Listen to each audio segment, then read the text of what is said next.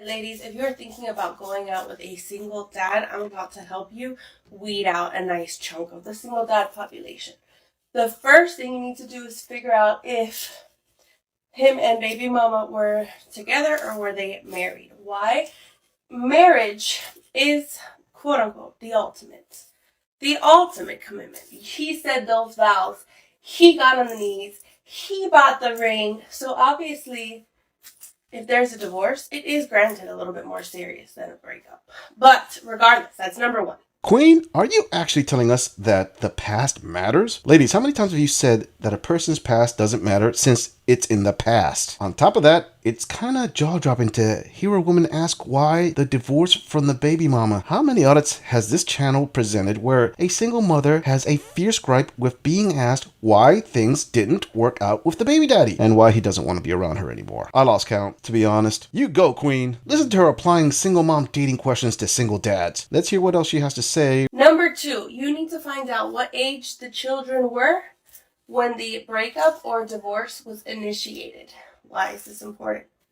Because everybody knows, and if they don't know, it's because you haven't been there, that the first 12 to 18 months, including pregnancy, so pregnancy through the first 12 to 18 months of that baby's life and that mom's life, it is the most challenging time for that mother. It is the most vulnerable time for that mother. It is the time where she needs support from her partner the most. So if that single dad that you are so interested in split with his baby mama during pregnancy or in the first 12 to 18 months of their child's life or multiple children's life, because yes, there is such a thing as 202. Honey, I'm going to stop you right there. Run far away, because that man ain't worth it, and he's going to do the same thing to you, honey. Check out this single mom spitting her rules for thee and not for me list. I will bet you a cup of Life Boost coffee this stunning and brave single mom will apply these rules ferociously on any single dad that wants to date her, but will get upset in her feels if you dare apply those rules to her. Note the double standard of holding the age of the children against the dad on the time of the breakup, but there is no such time limits when the baby mama says she is not happy and puts in for that 70% plus divorce rate. Methinks this woman is speaking from experience of getting juiced up by a Chad/Tyrone who simply went on to his next conquest. Sorry ladies, but you know exactly the type of guy you are allowing to put cream into your coffee cup. It's hardwired in our DNA. Women are very protective of their egg and only copulate with the man they choose. And if you ladies get knocked up by a hot bad boy, oh well, it was your choice to lay with him. But this queen wants to filter out baby daddies based on how they pour the batter to make their pancakes. Keep it up, queen. How do you make watching early morning content more enjoyable? By adding a cup of fresh brewed Life Boost coffee. We all know you get what you pay for, and your cup of tasty morning Java is no exception to that rule. Appreciate a cup of Life Boost coffee knowing it was brewed from low acid, 100% pure USDA organic, single origin, GMO free, pesticide free, mycotoxin free, shade grown coffee beans. Life Boost is truly the healthiest coffee in the world. Click the link in the description for more information on how to get Life Boost coffee and start drinking a healthier choice of coffee roast today. Okay, dating app bio help for the single mom. This is what worked for me. Number one, first photo should be a good picture of you by yourself smiling. Also include a full body shot, maybe you standing with friends. I personally don't recommend putting photos with your kids. I did at one point years ago when I was on the apps, but something about it just felt weird. I changed my bio up a couple times, but I will tell you the one that got the most responses. I was so sick of the small talk. How was your weekend? What are you up to this weekend? This weather is amazing. So I changed my bio to, instead of talking about the weather, what we did last weekend, let's meet up for a drink. It might not work for everybody, but for me, it's so much less awkward to meet up for a drink on a first date than go to dinner.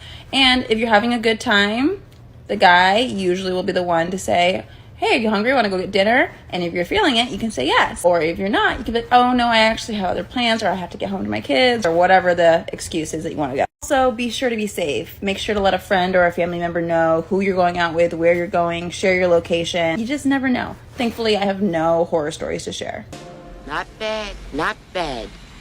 Now you. I have to say this queen is onto something with this short and simple dating app advice, or at least for the female experience on it. I agree and have advised my female viewers in previous episodes to use full body pics in their bios. Also, I agree with her saying not to put pics of the little ones in their bios. Remember, ladies, he is dating you and wants to get to know you first. Do yourselves a favor and hold that Rugrat sledgehammer for much later on after you get to know him. If you ladies want to argue that advice by lipping up such things as, "We are a package deal, he needs to know that from day one," well, I promise you, going nuclear that early will only leave you alone in the wasteland, as that comes off as awfully desperate. I don't agree with this queen's advice on having pics with friends on your bio, regardless if they are male or female. Why? Because men will simply decide two's company and three's a crowd. I really have to applaud, as I concur with her suggestion of drinks for a first date. I have always said coffee dates or similar for a first date are ideal to get to know someone, and men should never reward a woman with a free meal just for being a woman. All in all, I give this piece of advice a B+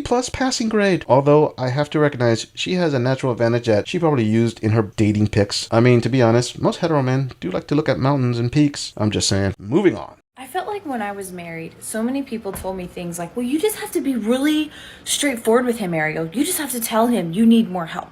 You just have to tell him that he's not loving you the way that you feel loved. You just have to explain to him, like, your love languages are different and he doesn't realize the dishes are in the... No. I call on all of that. These men, these husbands, these boyfriends, these fiancés, they know exactly what they're doing. They know there's dishes in the sink.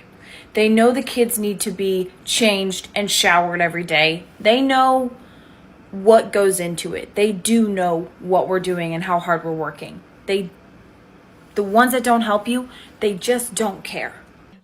Whatever. Or maybe it's not that they don't care, but they can be possibly tired from working long hours, or they see it as if they are paying all the bills. Those home labor tasks are your responsibility. I don't know the full story of every married couple, but as a rule of thumb, most men pay all or the bulk of the bills. Some women do work, but rarely do they pay the bills 50-50. Let's keep this 100, ladies, and stop beating around the bush. No pun intended. Women, even in modern times, expect men to be men. That means man up and provide for your family, which many good men do with little complaints or hesitations about it, because if they want a family, they will rise to the occasion as needed. But this modern day BS of, well, that's just the minimum, he needs to treat you like a queen every day, is the poisonous mentality that is producing this type of entitled single mother. Note, all this does is free the man and leave you ladies to question your feels. How's that for strong female empowerment? You go, queen.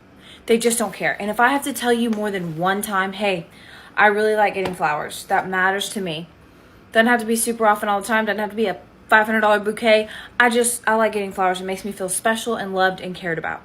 And he doesn't start doing that after you told him one time, he's not going to change it. He's not going to do it. I'm sick of this, this idea of well, if you just make sure, just remind him, just tell him. I was told that so many times when I was married. Well, Ariel, he can't read your mind. Tell him you need help. They're not stupid.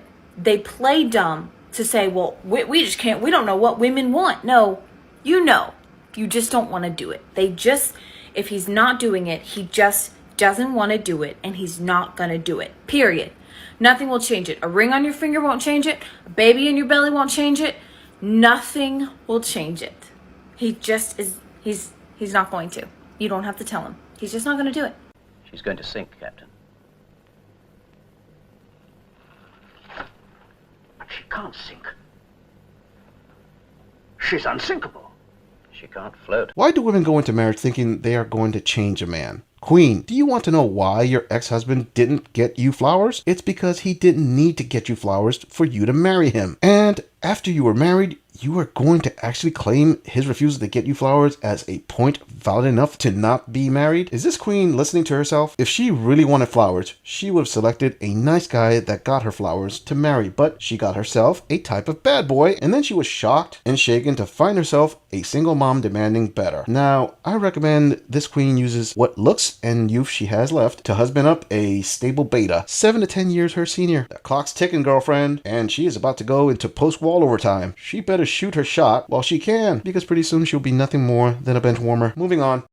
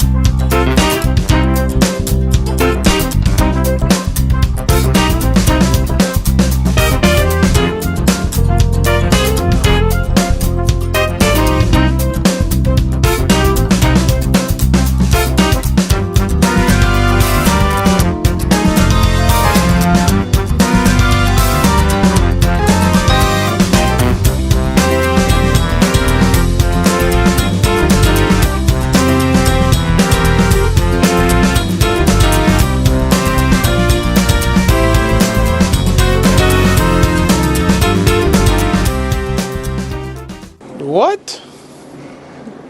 Bro, what are you talking about, man? Alright, Queen, I and many other men like me are going to ask the stupid question of what exactly is the bare minimum? It's a serious question, since a plethora of single mothers like these bare minimum shamers love to throw that word around and move the goalpost at their feels leisures. Seriously, ladies, what exactly is the minimum for all of you? Is it opening the car door? Is it buying flowers? Is it paying all the bills? Is it doing the maintenance of the home? Because if everything I just mentioned is the bare minimum for you, bare minimum shamers, well, to be honest, those same ladies who claim this don't have a leg to stand on, as the same can be said for what they do. Oh, you don't agree? Okay, what do the bulk of you bare minimum shamers offer as your maximum effort? Let's see, sleeping with a man, check. Cleaning the house, check. And taking care of the kids, check. If this is what you offer as your maximum, where do you bare minimum shamers get the nerve to downplay everything a man does? If your man pays all or most of the bills, maintains the home / vehicles, and makes sure your children's needs are met, well, Queen, that's well above your share. You don't hear men trying to shame any of you queens out there for that. Sure, claim you want more until you find yourself alone providing everything by yourself and crying, "Where are the good men at?" Then you will be